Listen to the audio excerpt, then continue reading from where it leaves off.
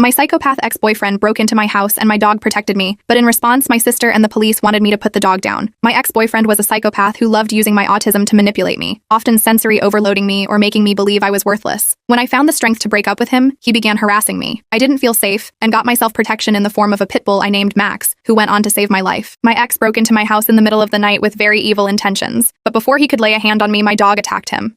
I called the police and the ambulance, and my ex was sent to the hospital, but the officers told me my dog may need to be put down. I deemed this extremely unfair and complained to the officers, but they said they had no power in this matter. I remember cuddling Max for the rest of the night, crying about what had just happened, as well as the possibility that my dog was going to be taken away from me. In the immediate aftermath of the terrifying home invasion, I couldn't bring myself to leave the house. I did sometimes go outside, but truly only for one thing, and that was to take Max to the vet in order to get some tests done so I could prove he was not rabid and didn't have any diseases. I had no idea what to do with these tests and results I got back from the vet, but I kept them safely tucked away in case I ever needed them as evidence for Max being safe. However, when I wasn't taking him to the vet, I felt like a prisoner in my own home. I didn't step outside. I cuddled with Max constantly, always grateful for his protection and deeply shaken by the whole ordeal. One morning, I was sitting on the couch sipping my morning tea, Max lying at my feet as always. There was a sudden loud knock on the door. My heart jumped into my throat and I was paralyzed with fear. The sound was harmless, but my mind instantly flashed back to the night my ex broke in. Max was on his feet in an instant. His ears perked up. He let out a low growl and positioned himself between me and the door. My hands trembled and I had to take a few deep breaths to calm myself down. I slowly approached the door with Max by my side. I peeked through the peephole and saw the familiar blue uniform of our local mailman. I felt relieved. I opened the door a crack, just enough to greet him and accept the package he was holding out. He told me good morning, and I told him thank you, grabbed the package and closed the door. As the door shut, I let out a sigh of relief. My pulse slowly began to settle, but I knew I wasn't ready to leave the house for anything besides taking Max to the vet yet. Max nuzzled my leg, sensing my stress, and I reached down to scratch behind his ears. "It's okay, Max," I whispered, more to reassure myself than him. "It's just the mailman. We're safe." After weeks of my version of house arrest, my world felt like it had collapsed around me, and I reached out to my sister Jane for support. I thought she would understand and come to my side, but her reaction was the last thing I expected. Jane refused to come over. She said that she wouldn't feel safe with my wild, rabid dog around. We got into a huge argument. I tried to explain how Max saved my life, but she wouldn't hear it. To her, an animal who had attacked someone had the chance to do it again, regardless of the circumstances. She demanded that I put Max down, and I wasn't about to do that. Max saved my life, but she didn't see that. I couldn't believe my own sister would ask me to do something so cruel. I was sitting on the edge of the couch, clutching my phone when I finally got the courage to call my parents. The events of the past few days had left me feeling more isolated than ever, and I desperately needed their support. When my mom answered, her voice was warm and reassuring. She asked how I was holding up. I told her everything, about my ex breaking in, how Max had protected me, and the argument with Jane. I asked if they could come over because I really needed to talk to both of them. My mom agreed immediately. When they arrived, I could see how worried they were about me. We sat down in the living room and I began to retell them everything. My mom reached out and held my hand and told me how proud she was of me for standing up for Max. She understood that I viewed Max as a part of the family, but my dad looked troubled. He leaned forward and said that while he understood Max had saved me, we had to consider everyone's safety. He suggested that maybe Max could stay with someone else for a while so that Jane felt safe too. I tried to explain that Max was the reason I felt safe on my own. Max was my protector, my lifeline. They refused to get involved in the argument but told me if I needed them that they would be there. The tension in the room was clear, and I felt tears welling up in my eyes. I told them both that Max wasn't a threat, and that if I lost him, I didn't know how I'd cope. Their divided opinions left me feeling torn, but at least they said they were there for support. In a last-ditch effort to get through to Jane, I asked if she would meet me at a cafe to talk without Max. I was terrified of leaving the house alone, but I was willing to face that fear to try and salvage my relationship with my sister. She was hesitant, but agreed. Meeting Jane at the cafe was one of the hardest things I've ever done. My anxiety was through the roof, but I knew I had to do it. Sitting across from Jane at the small, cozy cafe, I felt my hands start to tremble. Things like this would be scary for everyone, but due to my autism, I truly think my fear was amplified. I took a deep breath and greeted Jane. We had a bit of small talk. After catching up, I opened up to her for the very first time about my relationship with my ex. I told her how he made me feel like trash. I started with telling her how he wasn't who she thought he was.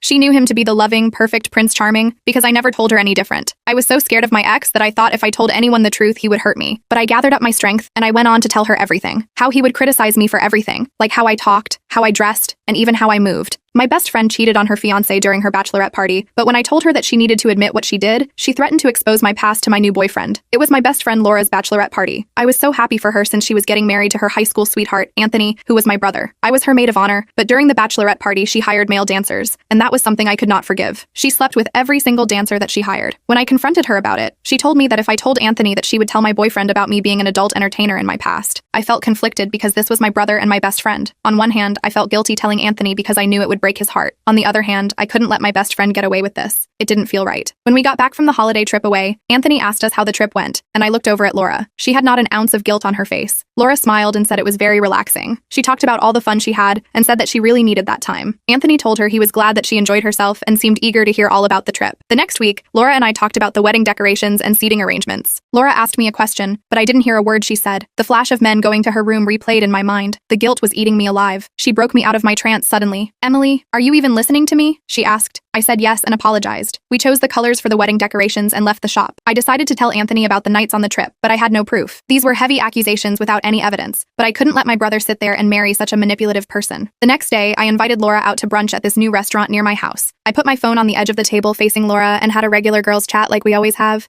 We hadn't spoken one-on-one on the nights of the trip since the night she threatened to tell Todd about my past. We talked about the wedding plans, and she told me how excited she was about everything. Then I brought up the trip and asked her if she wanted to go somewhere like that for her and Anthony's honeymoon. She said she would love that since it was such a beautiful resort, and the food was amazing. I told her that one of the other bridesmaids got the number of a guy she met at the resort. She said that was juicy and told me to spill the tea about it. I said I didn't know much except they planned on having a date soon, and joked that she might be getting proposed to at Laura's wedding. Laura laughed and said she wished she could have taken one of the guy's phone numbers from the resort. I asked her which one. She told me in a low voice. I'd take the second guy. He was so good in bed. I acted like I was picking up my drink and pushed my phone closer to her. I asked if he was the best out of all of them, and she said by a long shot. We laughed and drank. Soon the waiter brought us the bill, and I ended my voice recording on my phone. We hugged and went our separate ways. The second I got to my car, I called my brother. I told him that I needed to talk to him ASAP and asked to meet up with him without telling Laura. He asked me if everything was okay and what was going on. I told him that I would explain as soon as I saw him. I told him to meet me at my house and hung up the phone. I raced home and waited for Anthony. When he knocked on the door, I answered it quickly and asked if Laura knew he was over there. He said no, and that she thinks he went to visit our parents. I led him to the couch and pulled out my phone. I told him I wanted him to hear something and played the audio. His face dropped. He asked me how long I'd known, and I said since that night. We sat there in a long silence, and he said, she told me she had a lot of fun and how she really needed that night. She talked about how all the guys on the resort were hitting on her, and she flashed the ring I bought her every time. I couldn't believe she lied to me. I told him I was sorry he had to find out that way, but he just had to know the actual person he was marrying. He asked why I waited so long to tell him, and I told him that she threatened to tell Todd that I used to be an adult entertainer. Anthony said that it shouldn't matter since it happened before you were together, but Todd was a conservative man, and I wanted to be 100% transparent with him at the right time. Also, I wanted him to hear it from me. Anthony told me he was sorry that I got caught in the crossfires of their relationship, but he was my brother, and I cared more about his well-being than keeping a friendship with a liar. I then told him that if he were going to break up with Laura, he would have to do it for another reason. I didn't want Laura to know I told him or recorded our conversation because she could still tell Todd about my past. It was 2 weeks before the wedding, and I got a call from Laura. She was crying and screaming on the phone. I could barely understand what she was saying other than her repeating, "He left me. He left me." I asked her what she was talking about, and she said Anthony called off the wedding. I asked her why, and she said that they weren't compatible because he found some evidence of her cheating on her phone. I could hear her sniffing up the tears. I asked for more information, and she said that was all he had said. She asked me if there was another girl, and I told her I knew nothing about another girl. I said he was head over heels for Laura, and I don't know what could have happened. Her voice sounded so hurt. For a moment, I felt bad for her. I knew I would have to be there for her at this time.